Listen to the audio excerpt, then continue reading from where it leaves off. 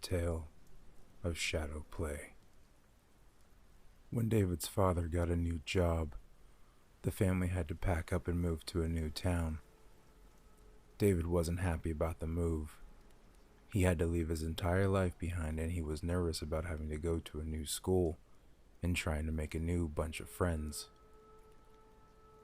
On the day the family moved into the new house, David just carried his boxes into his new bedroom, but he didn't bother unpacking anything. Instead, he decided to go outside for a walk and take a look at the new neighborhood. As he was walking down the street, he met a teenage boy who seemed to be about the same age as him. "Are you new here?" the boy asked. "Yeah," said David. "We just moved in." "My name's Greg," said the boy. "Welcome to the neighborhood. Wait a second. You didn't move into the Grady house, did you?" "Uh-huh," David answered. "I think so. Why?" "You mean your parents didn't tell you?" Greg gasped. David just shook his head no. "The Gradys were the family who lived there before you," Greg said, glancing over his shoulder to make sure nobody could hear him. "There was Mr. Grady, his wife, and their daughter. The whole family disappeared without a trace." "What happened to them?" David asked in disbelief. Greg just shrugged. "One morning, the neighbors noticed that the front door was wide open. When they went inside, there was no sign of anyone. Their car was still in the driveway, their clothes still in the wardrobes. Everything was in its place. It was as if they had just stepped out for a moment, but there was no trace of them. It was like they just vanished into thin air." That night, over dinner, David decided to ask his parents if they knew what had happened to the people who had lived there before them. "Some kid from down the street told me the family left one night, and they never came back," he said. David's dad and mom looked at each other. "I never heard anything like that," his father said. "That boy must have been spinning you a tall tale," said his mother. That night, as he was lying in bed, David overheard his mom and dad talking in hushed tones downstairs. "He's bound to find out sooner or later," his dad was saying. "Shh," his mother warned. "David might hear you." As he laid there in the darkness, David thought he saw something moving out of the corner of his eye. He looked around, straining his eyes to see in the dark, but there was nothing there. David reached out and switched on his bedside lamp. He looked around his room to make sure there was nothing there. Then he slowly settled back down into his bed and went to sleep. The next morning, his father came in to wake him. As David rubbed the sleep out of his eyes, his father switched off the bedside lamp. "You fell asleep with the light on last night," said his dad. Yeah," David answered. "Sorry, Dad." All that day, David tried to forget what had happened the night before. It was ridiculous, he told himself. He was really being a baby. He hadn't been afraid of the dark since he was a little kid. No, he must have been half asleep and imagining things. However, that night when he went to bed, he wasn't so sure anymore. He climbed into bed and turned off his bedside lamp. His bedroom was filled with dark shadows.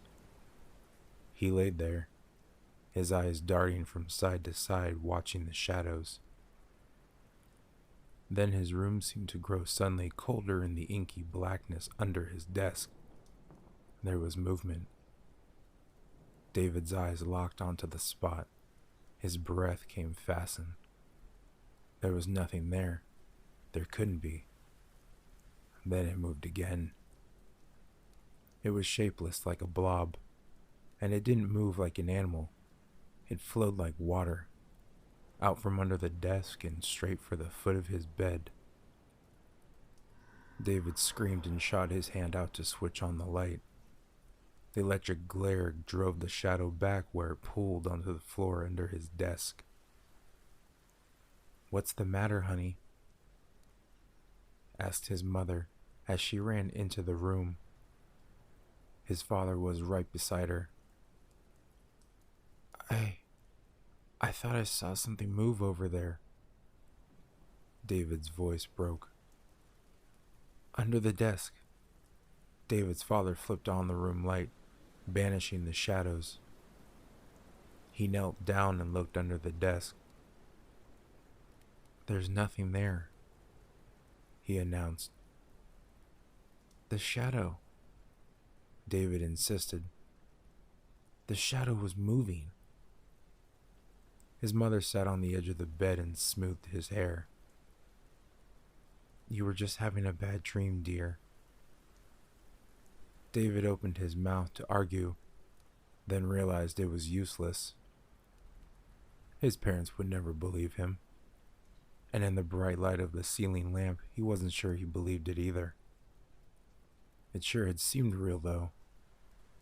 "Yeah," he said. "I guess so. Can I leave the room light on, please?"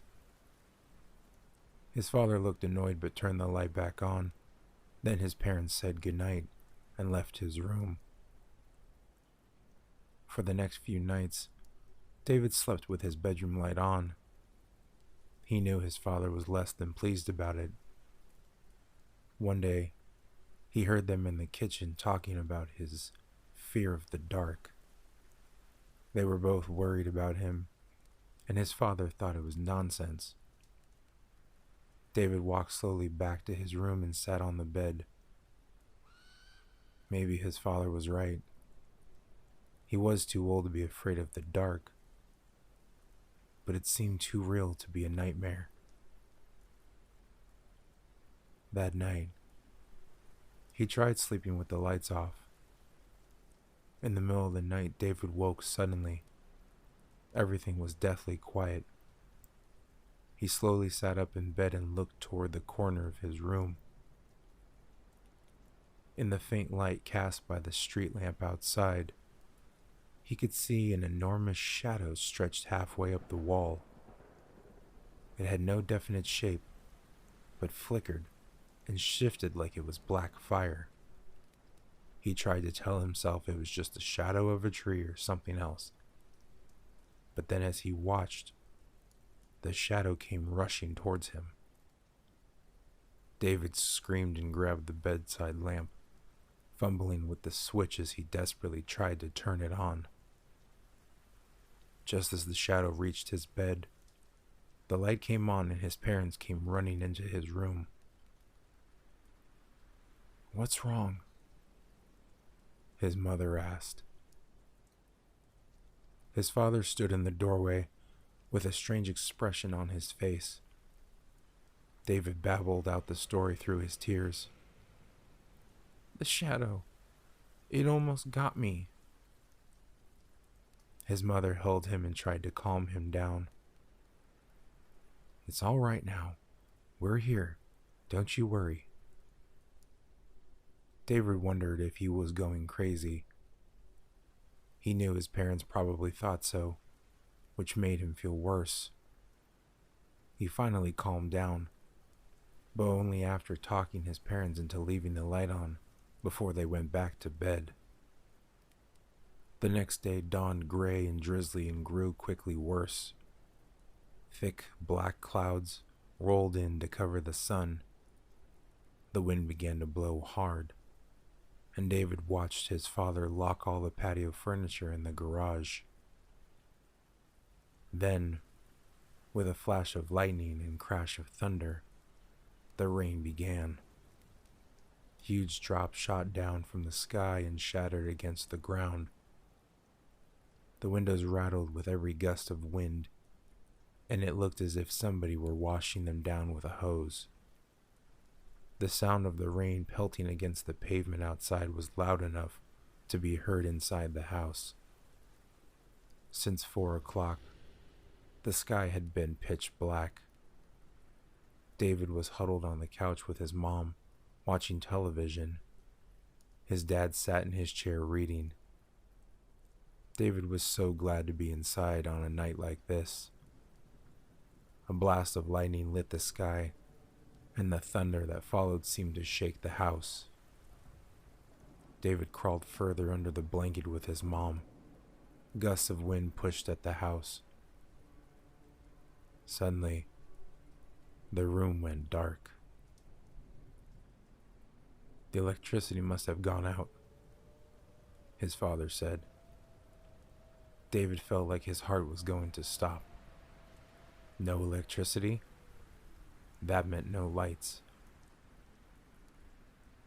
"What are we gonna do?" he whispered. "It's all right, David," said his mother. "We've got plenty of candles." His dad went to find the candles while David and his mother waited. "It's all right, David," she said again.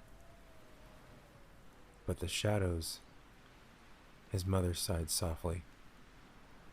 "I'll tell you what, why don't you sleep with me and your dad tonight, okay?" David sighed with relief. His father came back with a candle and a box of matches. He lit the candle and placed it on the bedside table.